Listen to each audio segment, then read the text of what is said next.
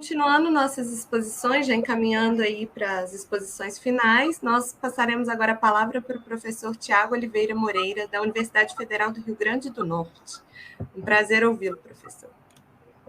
Bom, uma alegria enorme. Muito obrigado, Andressa. Boa tarde a todos e todas. Boa noite aos que estão em Portugal.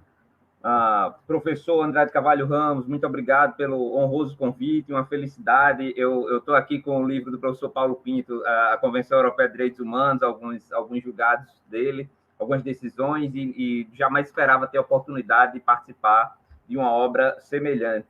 Eu também saúdo os demais colegas que aqui estão participando, o professor Manuel Ribeiro, o professor Aziz Saliba, o professor Wagner Menezes, meu amigo, e, em especial, o professor Paulo Pinto, de Albuquerque.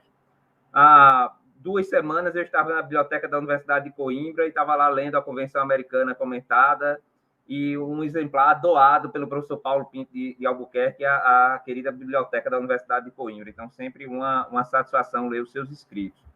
Bom, eu tentarei ser bastante sintético aqui. No meu caso, eu tive a oportunidade de comentar sobre a opinião dissidente do juiz Paulo Pinto de Albuquerque, no caso Movimento Raeliano Suíço versus Suíça, que foi julgado pelo Tribunal Europeu de Direitos Humanos em 2012. O caso é bastante interessante, o cerne da questão é acerca da liberdade de expressão, da aplicação dos limites a essa liberdade de expressão e do próprio princípio da proporcionalidade.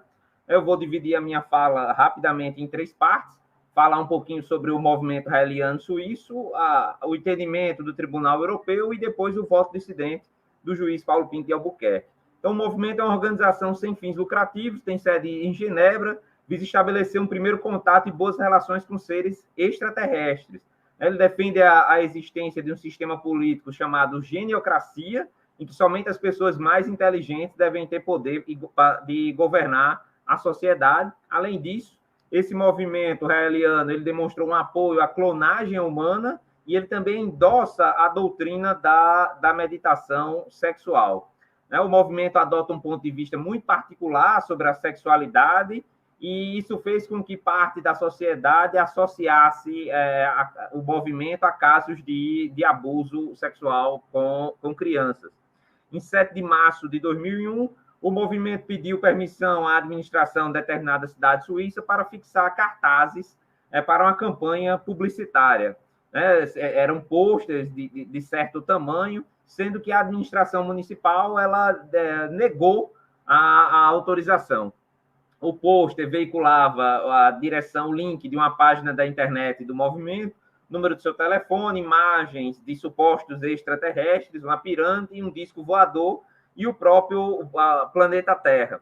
Esse link para a página da web era do próprio movimento, mas que lá também tinha link para outras páginas de empresas, por exemplo, que defendiam a ideia da clonagem. Então, o principal fundamento para a não concessão administrativa da autorização para a veiculação da campanha foi que o movimento promovia a pedofilia e o incesto, bem como a eugenia, e que essas seriam condutas imorais e, portanto, vedadas pela legislação. Os tribunais suíços aceitaram a legalidade da restrição, da medida adotada pela administração local, e daí restou ao movimento buscar a jurisdição do Tribunal Europeu dos Direitos Humanos, com base no artigo 10 da Convenção. Então, em 2006, o caso chegou ao TED, sobre alegando a violação ao direito à liberdade de religião do artigo 9º e da liberdade de expressão do artigo 10 da Convenção Europeia. O caso foi examinado exclusivamente à luz da liberdade de expressão. A primeira Câmara fez essa constatação e até que em 16 de janeiro de 2011 a Câmara decidiu que não houve violação à liberdade de expressão, já que o Estado teria ampla margem de apreciação com relação à regulamentação do uso de espaços públicos para campanhas publicitárias como essa. Inconformado, o movimento raeliano suíço levou o caso à Grande Câmara. A Grande Câmara abordou a questão, mais uma vez, à luz da liberdade de expressão em espaços públicos e, pela primeira vez, apontou que o Estado, numa situação como essa, teria ampla margem de apreciação, no que diz respeito ao discurso apolítico e à fixação de cartazes em espaços públicos. ou seja, a propaganda comercial. Então, a Grande Câmara considerou que a Suíça tinha, sim, essa ampla margem para a regulamentação do uso do espaço público. Considerou ainda que a interferência do governo suíço foi proporcional aos objetivos legítimos e satisfez uma necessidade social urgente. Bem verdade que a sentença foi proferida com larga divergência entre os magistrados, foi 9 votos a 8, né? A Grande Câmara considerou que não houve violação à liberdade de expressão e que, como eu já disse, foi considerada proporcional à intervenção à liberdade de expressão do movimento raeliano suíço. Examinando essas opiniões dissidentes dos 8 magistrados, é possível resumir aqui tais questões. O cerne seria: não havia indícios de perigo claro e iminente, né? Uma vez que a proibição era paradoxal por proibir os cartazes, mas autorizava o site. Então, haveria sim um paradoxo: como é que viola a liberdade de expressão colocar o cartaz, mas não viola ter as mesmas informações, ou até mais, no site do próprio movimento. Além disso, reconheceu que o pôster não era um anúncio comercial. Essa também foi uma questão central debatida nos votos dissidentes. O juiz, hábito de falar sempre professor, mas o juiz, no caso em tela, Paulo Pinto de Albuquerque, né, ele, em mais um voto dissidente, caracteriza a sua atuação no Tribunal Europeu, ele apresentou sua discordância de maneira bastante fundamentada e com excelente técnica jurídica. Ele concentrou suas ideias acerca da liberdade de expressão de uma minoria, bem como acerca da proporcionalidade e necessidade da proibição de veiculação dos cartazes em espaço público. Essa é a aplicação do princípio da proporcionalidade, que até caracteriza a atuação dos tribunais constitucionais. O professor Siddhartha vai falar daqui a pouco, e defende a Corte Interamericana como um tribunal constitucional, e a larga doutrina defendendo o Tribunal Europeu de Direitos Humanos dentro desse triângulo constitucional europeu, e a aplicação do princípio da proporcionalidade seria uma prova disso, mais uma. Então, o juiz Paulo Pinto ele optou por trazer as razões de sua discordância em 3 partes. A justificação para a supervisão do TED na interferência da liberdade de expressão do movimento. Ele estabeleceu os critérios para que haja uma fiscalização do referido tribunal e foram aplicados os testes de proporcionalidade e necessidade, levando em consideração questões como ateísmo científico, clonagem, geniocracia e meditação sensual. O juiz iniciou recordando que alguns precedentes do próprio TED sobre o uso do espaço público para o exercício da liberdade de expressão, isso sempre bastante interessante, bem como ele efetuou um diálogo que é extremamente salutar, um diálogo que é arriba abaixo da Corte Europeia com tribunais estatais. No caso aqui foi numa via diagonal, porque feito com a Suprema Corte dos Estados Unidos, a Suprema Corte canadense, e no âmbito europeu com o próprio Tribunal Constitucional Federal alemão. Né? Sempre muito elogiável essa abertura dos tribunais internacionais à jurisdição doméstica, à jurisdição estatal. Lembrou que dita margem encontra-se sujeita à supervisão europeia, por mais que ela possa ser ampla em determinados momentos, ela está sujeita, sim, a esse controle, a essa fiscalização. E que caberá ao TED aplicar o teste de necessidade e proporcionalidade da intervenção. Então, para o juiz, a alegação trazida pelo governo suíço de que a aprovação do cartaz significaria que haveria uma autorização implícita das ideias do requerente, da clonagem, da geniocracia, não condiz com uma sociedade democrática contemporânea. Portanto, mostra aqui a sua larga divergência em relação à maioria.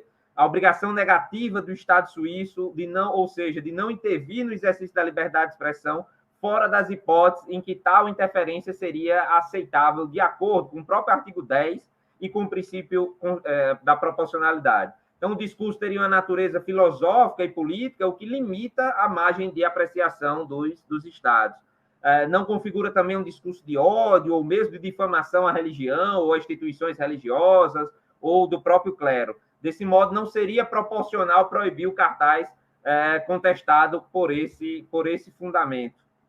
Então, não seria proporcional proibir a mera declaração de um parecer favorável à clonagem. No que concerne à geniocracia, não é proporcional restringir um discurso totalmente utópico e até sem embasamento científico.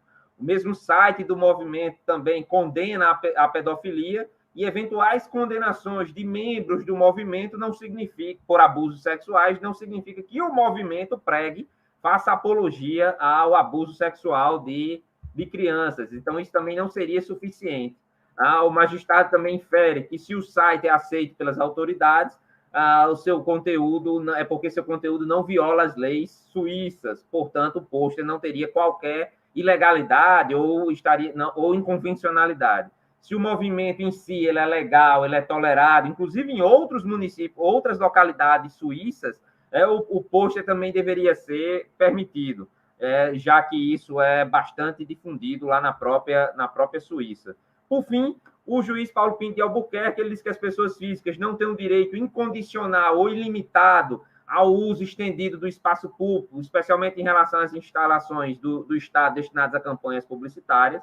O Estado tem o dever de respeitar a liberdade de expressão quando é chamado a fiscalizar os termos de uso de uma concessão. As limitações ou restrições devem, em particular, respeitar o princípio da igualdade de todos os cidadãos. Eu até prefiro a expressão de todas as pessoas, porque muitas vezes o imigrante ele não tem esse status civitatis e ele também faz jus à liberdade de expressão. As autoridades públicas devem, antes de tudo, abster-se de reservar um tratamento diferenciado a grupos ou organizações cujas ações ou opiniões não concordam, né? Mostrando que a discórdia também faz parte. E que o propósito do artigo 10 da Convenção Europeia é impedir que o Estado de assumir o papel de vigilante da verdade, de prescrever o que é ortodoxo em matéria de opinião. Afinal, o Estado deve aderir estritamente ao princípio da neutralidade do conteúdo sobre a disponibilização de um espaço público, abstendo-se de proibir campanhas publicitárias semelhantes, bem como a proibição praticada pelo Estado suíço, portanto, não é compatível com o pluralismo inerente às sociedades democráticas. Vê-se que eu concordo com a opinião dissidente do juiz Paulo Pinto de Albuquerque. Ela serve de exemplo para a própria Corte Interamericana, que muitas vezes rechaça a margem de apreciação nacional e, pasmem, de maneira velada, ela aceita em alguns casos, ela não confessa, mas ela aplica em alguns casos a margem de apreciação nacional. Isso é visível na própria questão da nacionalidade em outras situações. De qualquer forma, mais uma vez, enalteço o brilhantismo e a excelente técnica do voto dissidente, muito embora ele tenha sido um voto vencido. Ele é vencido hoje, mas ele pode ser uma tese acolhida oportunamente pelo Tribunal Europeu de Direitos Humanos.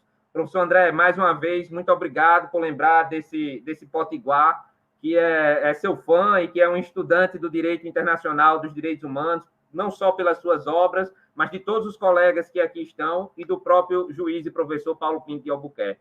Meu forte abraço e obrigado mais uma vez. Obrigado. Muito obrigada, professor Tiago. Muito boa a exposição. Com certeza estou aprendendo muito nessa tarde.